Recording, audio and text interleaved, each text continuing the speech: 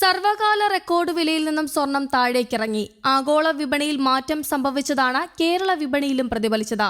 ആഗോള വിപണിയിൽ സ്വർണ്ണവില വൻതോതിൽ ഇടിഞ്ഞിട്ടുണ്ട്. കേരളത്തിൽ നിന്ന് സ്വർണം വാങ്ങാൻ ആഗ്രഹിക്കുന്നവർക്ക് നല്ല ദിവസമാണ് ഇന്ന്. നിലവിലെ വിപണി സാഹചര്യത്തിൽ മാറ്റം വന്നാൽ സ്വർണ്ണവില കൂടാനുള്ള സാധ്യത തള്ളാനാകില്ല. സംസ്ഥാനത്ത് തുടർച്ചയായ 4 ദിവസത്തെ വർധനവിന് ശേഷം സ്വർണ്ണവിലയിൽ വൻ ഇടിവാണിപ്പോൾ ഉണ്ടായിരിക്കുന്നത്. ഒരു പവൻ സ്വർണത്തിന് 320 രൂപ കുറഞ്ഞ് 61,640 രൂപയായി. 1 ഗ്രാം 22 കാരറ്റ് സ്വർണത്തിന് 7,705 രൂപയും 1 ഗ്രാം 24 കാരറ്റ് സ്വർണത്തിന് 8,405 രൂപയുമായി. ഈ മാസം രേഖപ്പെടുത്തിയ ഏറ്റവും കുറഞ്ഞ സ്വർണ്ണ നിരക്കാണ് ഇത്. ഇന്നലെ ഒരു പവൻ സ്വർണത്തിന്റെ വില 61,960 രൂപയായിരുന്നു. കഴിഞ്ഞ മാസം അവസാനത്തോടെ സ്വർണ്ണവിലയിൽ വലിയ തരത്തിലുള്ള വർധനവാണ് രേഖപ്പെടുത്തിയത്. ഫെബ്രുവരി 1-ന് ഒരു പവൻ സ്വർണത്തിന്റെ വില 61,960 എത്തിയതോടെ വിലയിൽ തുടർച്ചയായ വർധനവ് ഉണ്ടാകുമെന്നായിരുന്നു കണക്കുകൂട്ടൽ. സ്വർണ്ണവിലയിൽ നിന്നുണ്ടായ ഇടിവിനെ വലിയ ആശ്വാസത്തോടെയാണ് ആഭരണ പ്രേമികൾ കാണുന്നത്. എന്നാൽ അടുത്തിടെയൊന്നും സ്വർണ്ണവിലയിൽ വലിയ കുറവ് സംഭവിക്കില്ല എന്നും സാമ്പത്തിക വിദഗ്ധർ ചൂണ്ടിക്കാട്ടുന്നുണ്ട്.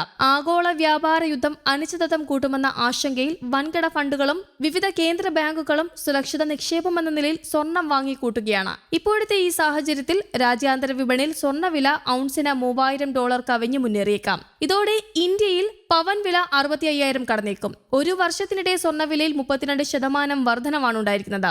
ജനുവരി 1-ന് പവൻ വില 57,200 രൂപയായിരുന്നു. കേവലം 3 ആഴ്ചയ്ക്കിടെ പവൻ വിലയിൽ 3,560 രൂപയുടെ വർധനവാണ് ഉണ്ടായിരിക്കുന്നത്. അതേസമയം സംസ്ഥാനത്തെ വെള്ളി വിലയിൽ ഇന്ന് മാറ്റങ്ങളൊന്നും സംഭവിച്ചിട്ടില്ല. 1 ഗ്രാം വെള്ളിയുടെ വില 107 രൂപയുമാണ്.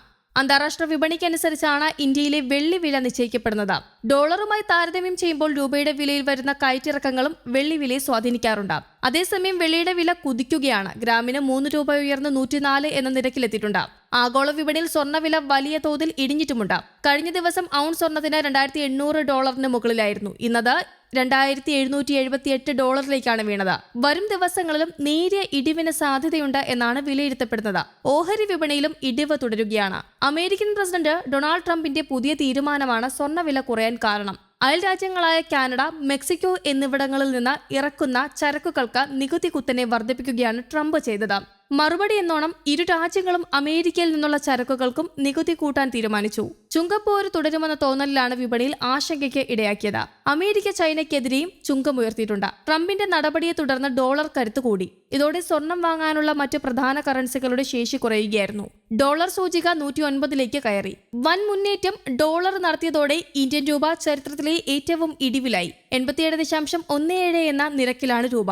രൂപയുടെ മൂല്യം കുറഞ്ഞതാണ് സ്വർണ്ണവില വൻതോതിൽ ഇടിയാതിരിക്കാൻ കാരണം. രൂപ കരുത്ത് കൂട്ടിയാൽ സ്വർണം ഇനിയും ഇടിയും. വരും ദിവസങ്ങളിലും ഡോളർ കരുത്ത് കൂടാനും സ്വർണ്ണവില കുറയാനുമാണ് സാധ്യത. അതേസമയം കാനഡയിൽ നിന്നുള്ള ക്രൂഡ് ഓയിലിനും ഇറക്കുമതി ചുങ്കം കൂട്ടാനുള്ള ട്രംപിന്റെ നീക്കം എണ്ണവില കയറാൻ കാരണമായി. ബ്രെന്റ് ക്രൂഡ് ബാരലിന് $76 ഉയർന്നു. മറ്റ് ക്രൂഡ് ഇനങ്ങൾക്കും വില കയറിയിട്ടുണ്ട്. ക്രിപ്റ്റോ കറൻസിയായ ബിറ്റ്കോയിൻ വില താഴോട്ടു പോയി. $94,000 പുതിയ വില. നേരത്തെ 1 ലക്ഷത്തിന് മുകളിലായിരുന്നു. News desk Kerala Kaumudi.